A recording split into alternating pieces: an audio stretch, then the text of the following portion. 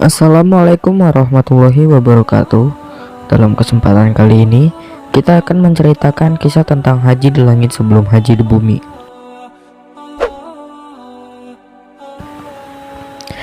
Di ruang tunggu Bandara Internasional Jeddah, Haji Said menunggu. Di sampingnya ada seseorang jamaah haji lainnya. Dari sinilah obrolan mereka bermula. Aku bekerja sebagai kontraktor dan Allah telah memberikan aku kenikmatan, yaitu dengan memberiku kesempatan berhaji.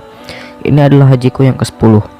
Mendengar basa-basi teman duduknya itu, Haji Said kemudian menimpali, "Semoga haji diterima dan dosa-dosa pun terampuni." Lelaki itu kemudian bertanya kepada Haji Said, "Dan engkau sendiri, apakah pernah haji sebelumnya?" Said menjawab, "Demi Allah, Aki, hajiku ini memiliki kisah tersendiri dan aku tidak ingin membuatmu berlelah-lelah mendengar kisah tersebut." Lelaki itu tertawa lalu berkata, "Demi Allah, ceritakanlah Aki. Seperti yang engkau lihat, kita sedang menunggu." Said tersenyum dan memulai kisah singkatnya. "Iya benar, menunggu. Dan dari menunggulah kisahku bermula. Aku telah lama menunggu bertahun-tahun. Setelah bekerja selama 30 tahun di sebuah rumah sakit, barulah aku bisa mengumpulkan dana haji. Di hari yang sama, saat aku akan mengambil uang di rekeningku di rumah sakit, seseorang ummahat yang anaknya kutangani karena lumpuh tiba-tiba terjatuh di hadapanku. Mukanya terlihat begitu sedih dan berkata kepadaku, 'Kutitipkan engkau kepada Allah, wahai Akhi Said.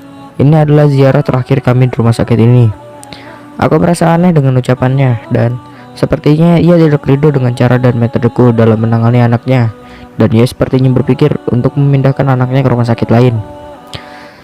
Dia kembali berkata kepadaku, 'Tidak, Akhi Said. Allah sebagai saksi bahwa engkau lebih perhatian terhadap anakku dibandingkan seorang ayah. Pengobatanmu telah banyak. Pembantunya adalah kami sebelumnya telah pupus harapan.' Lelaki yang mendengar kisah Said ini berkata, 'Aneh ya, jika ibu itu memang ridho dengan pelayananmu dan anaknya pun semakin membaik, lantas kenapa begitu saja ia ingin keluar dari rumah sakit padahal masa pengobatannya belum usai?' Said menjawab, 'Inilah yang aku pikirkan. Aku lantas menuju salah satu unit tertentu di rumah sakit dan bertanya. Nampaklah bahwa ayah si anak kehilangan pekerjaan dan tidak mampu membayar biaya pengobatan yang telah menunggak. Aku lantas menemui direktur rumah sakit dan memintanya agar pihak rumah sakit tetap melanjutkan proses terapi untuk anaknya, namun direktur menolak dengan keras sambil berkata, 'Inilah rumah sakit dan bukan yayasan sosial.' Aku keluar dari ruangan direktur dalam keadaan sedih sekali. Kumasukkan tanganku ke kantong yang ada di dalamnya terdapat dana haji. Kuangkat tanganku dan kepalaku menghadap ke langit sambil berujar kepada Robku, 'Rabbana, engkau maha mengetahui keadaanku, dan engkau pun mengetahui bahwa tidak ada yang lebih dicintai jiwaku selain berkunjung menjadi tamu agungmu di rumahmu dan menziarahi masjid nabimu. Itu semua telah kupendam bertahun-tahun, namun seorang ibu miskin ini dan anaknya membuat hatiku bersedih. Maka janganlah engkau haramkan aku untuk meraih segala keutamaanmu.' Aku lalu pergi ke bagian kasir dan mengeluarkan semua yang ada di kantongku guna membayar semua biaya pengobatan selama 6 bulan. Aku segera menghubungi sang ibu dan mengabarkannya bahwa pihak rumah sakit memberikan pertimbangan dan keringanan sehingga pengobatan bisa dilanjutkan tanpa berbayar. Lelaki yang mendengar Said berkisah merasa terharu dan air matanya berlinang. Tak ia sadari lalu berkata kepada Said, 'Semoga Allah memberikanmu dan orang-orang sepertimu. Oh iya, jika uangmu terpakai untuk itu, lantas bagaimana engkau bisa berhaji?'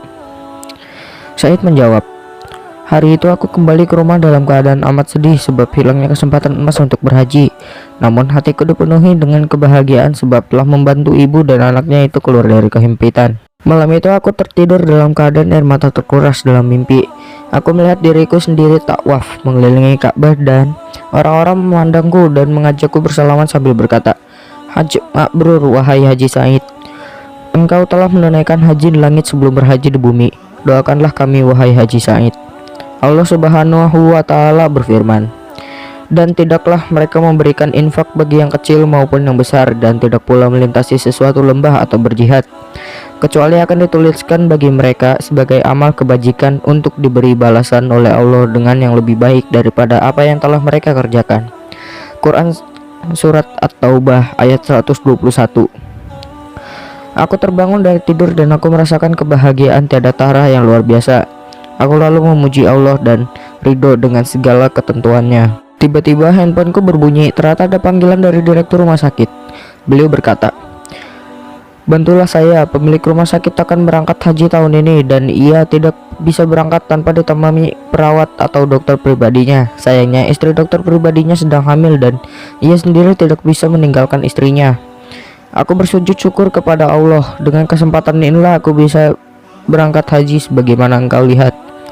Allah Subhanahu wa taala berfirman, "Dan orang-orang yang berjihad untuk mencari keridhaan kami akan tunjukkan kepada mereka jalan-jalan kami. Dan sungguh Allah beserta orang-orang yang telah berbuat baik." Quran Surat Al-Ankabut ayat 69. Allah telah memberiku kesempatan berhaji tanpa harus membayar apapun. Saat berhaji, aku kisahkan kisahku kepada pemilik rumah sakit tentang keprihatinan ibu dan anaknya yang kutangani di rumah sakit. Lalu beliau memerintahkan agar anak tersebut tetap mendapat pengobatan dengan biaya dari beliau. Beliau juga berpesan agar di rumah sakit ada pengumpulan dana untuk biaya pengobatan orang miskin. Beliau juga memberikan lapangan kerja kepada suami ibu tersebut di tempat lain dan juga mengembalikan semua uang yang kugunakan untuk membiayai pengobatan anak dari ibu tadi. Adakah engkau melihat keutamaan yang lebih agung dan luas dari kekuatan Rabb kita? Orang-orang yang mendengar kisah Haji Said berkata, "Masya Allah, pahala hajimu berkali-kali lipat dari hajiku. Aku sekarang memahami bahwa aku berhaji menuju Baitullah sementara engkau, Allah lah yang memanggilmu menuju rumahnya." Allah Subhanahu wa taala berfirman, "Kami menceritakan kepadamu Muhammad kisah yang paling baik dengan mewahyukan Al-Quran ini kepadamu. Dan sesungguhnya engkau sebelum itu termasuk orang yang tidak mengetahui." Quran Surat Yusuf ayat 3. Rabbana, mudahkan kaum muslim atau muslimat melaksanakan ibadah haji dan umroh di Masjidil Haram, Masjid Nabawi dan Masjid Al-Aqsa. Amin. Sekian dulu dari saya. Wassalamualaikum warahmatullahi wabarakatuh.